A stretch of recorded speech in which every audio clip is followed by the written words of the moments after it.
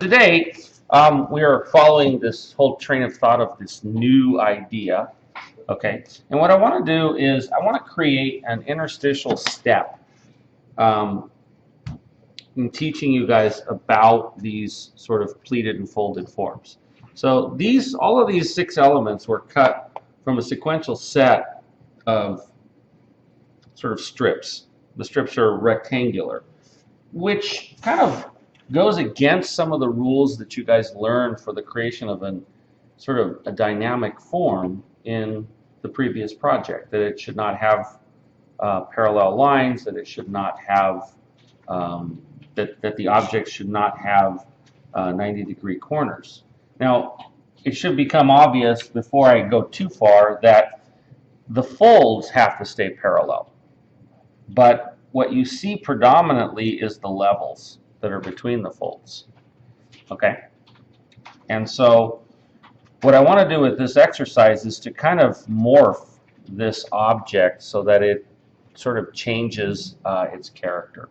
So we're going to start out by putting a piece of trace paper over top of the drawing piece that we have. And what we're going to do is we're going to try and change the shape of some of the pieces of these things to try and alter what the content of that looks like.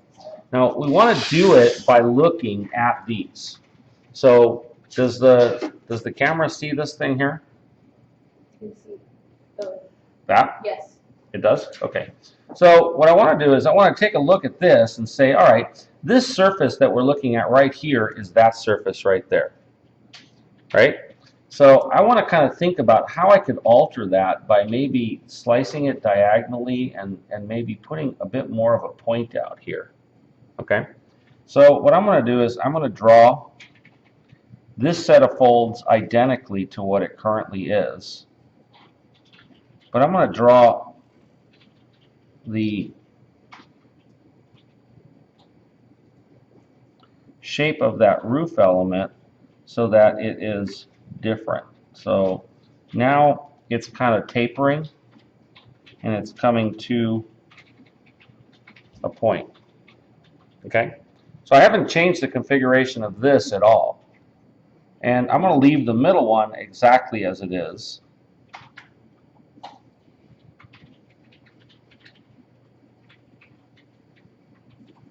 And finally, what I'm going to do with the bottom one is I'm going to do the opposite of that. I'm going to kind of bring it out at a bit of an angle, like that. Okay? So you can see that I should end up with an object that's using the same folds as the first one that I did here, but it should have sort of a different sort of visual character to it. Okay? So after I've done that, the next step is going to be to take my new A, so we'll call this A prime, with a little number 1 up there, okay, and place this thing onto a piece of the cardboard that we've been using. So I'll grab this piece right here, and I'm going to make sure that I know which direction the thing is going in relation to the corrugation. So the corrugations are going this way, so the length of this thing has to kind of go that way also. All right? And what I'm going to do is I'm going to use the little needle thing that I have here somewhere. It's right there. Kind of poke the general shapes of where all these things are. All right, so here's 1, 2, 3, 4. Same technique that we just used the other day.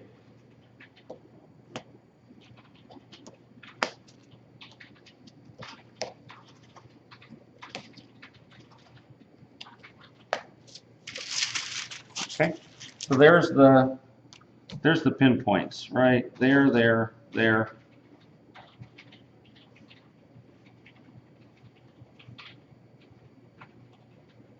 In order to make sure I get straight edges, I'm going to use my little edge thing here to make my cuts. So I'm going to cut that out right now. There's my knife. That's it. All right, so I'm going to move this out of the way and start start making my cuts.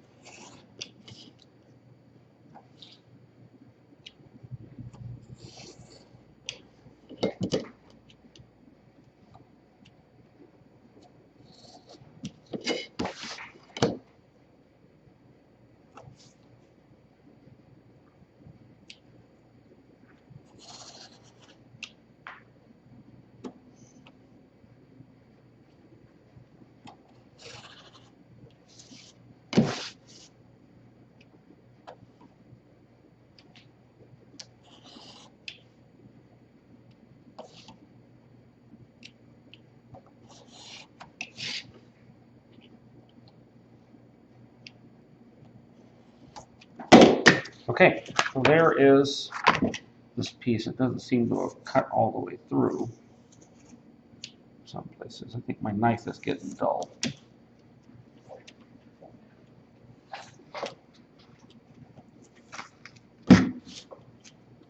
Thank you. All right. So following suit with what we had done here, I'm going to put my A in the same place, which is right here, A prime. Okay?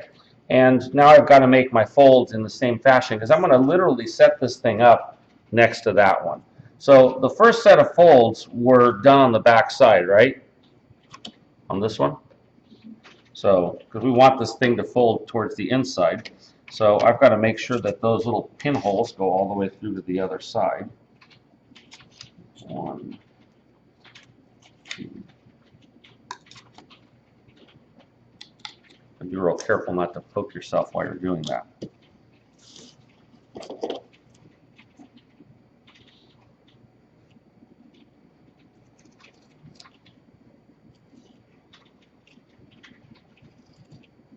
Okay, and so if I set this thing next to this one, I can start to see how it's going to develop.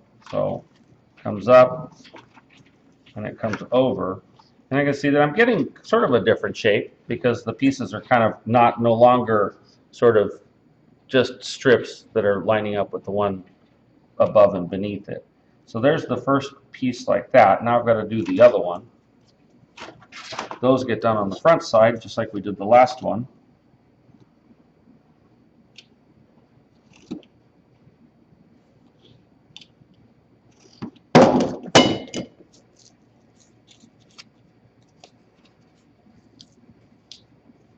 All right, and there is my object that's comparative to this one. Okay, and the same thing applies. I'm going to try and keep my walls angled so that they're angling, and I'm going to try and keep my floors so that they're parallel. So I'm going to go ahead and try to freeze this one up.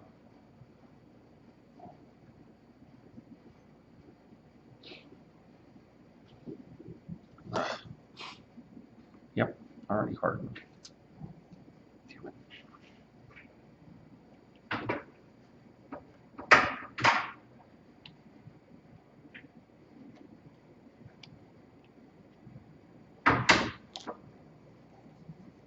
Goes. All right.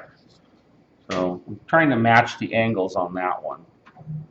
So those. How many minutes am I at? 9 minutes. 9? All right.